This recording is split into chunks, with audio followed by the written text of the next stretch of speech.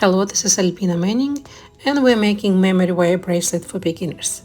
So we will use a 22 gauge depth of wire and memory wire. So I'm cutting memory wire with special cutters. We will need two full circles or ovals. It depends what shape of memory wire you're using. I'm using oval shape for this video. So make sure they all even and ends are meeting each other like that. Then using round nose pliers, I'm making a loop. That loop has to be perpendicular to the plane of the bracelet. So like this. Make the second loop in the opposite direction. So you may mark your pliers like I did, so your loops are the same size.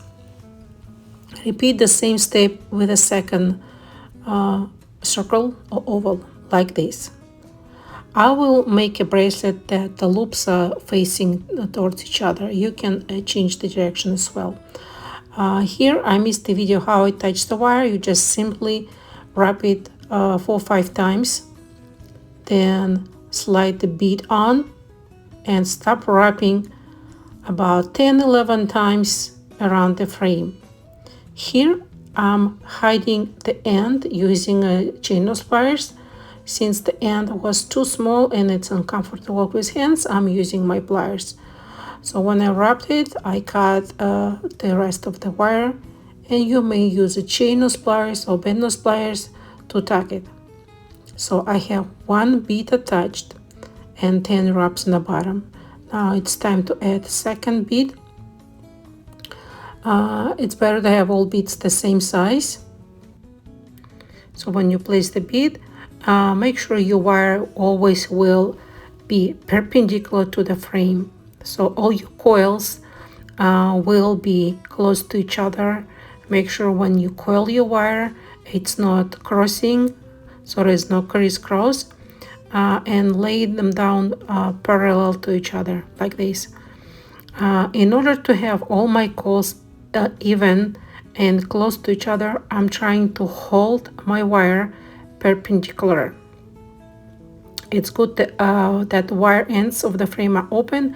I just can slide the wire between them like this. See, I'm sliding wire between two frames and using my only fingers close to the frame to bend the wire.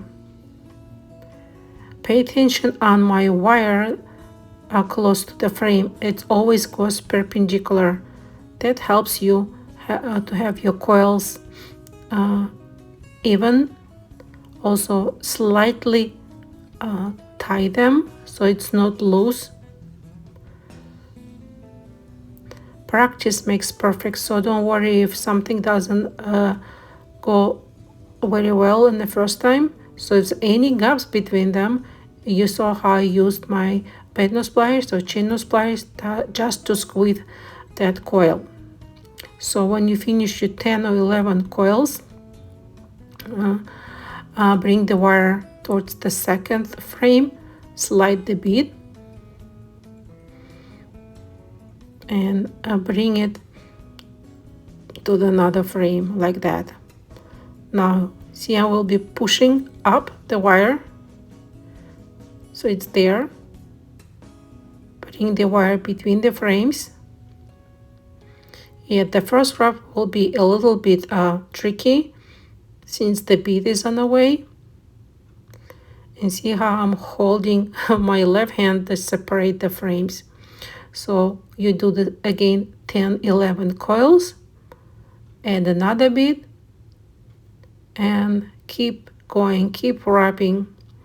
So why I say 10-11, nobody will see the difference. If you do plus minus 1 coil, it will be kind of the same distance. It's hard to count when they're so tiny, so I'm using 22 gauge dead soft wire for wrapping. So you can use different gauge. You can use 24 or maybe even 20. I would say 20 will be a little bit challenging, but make sure you use that soft wire for everything you do, wrapping, coiling, we need that wire to be flexible. So again, if it's running up, you just either push this way. Depends of direction you are wrapping.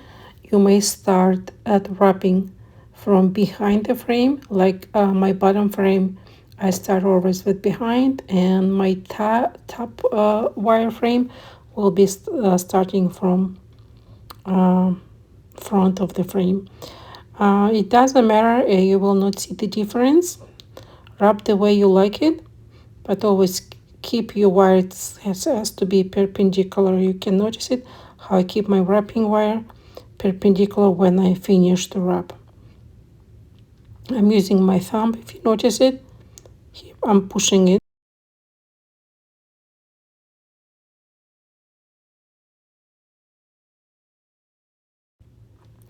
When finish your 10 wraps, if you have any gaps, use your pliers to squeeze it. Here I'm making a final review, check everything is fine. So the last bead you will attach and make again 4-5 wraps around the frame the way you finish it, and cut the end of the wire. It's not in this video, but it's pretty much straightforward and easy step. Here's an example when you place your loops either looking inside or outside the frame. I hope you enjoyed this video. Please feel free to subscribe if you like what you see. Thank you for watching. See you next time. Bye bye.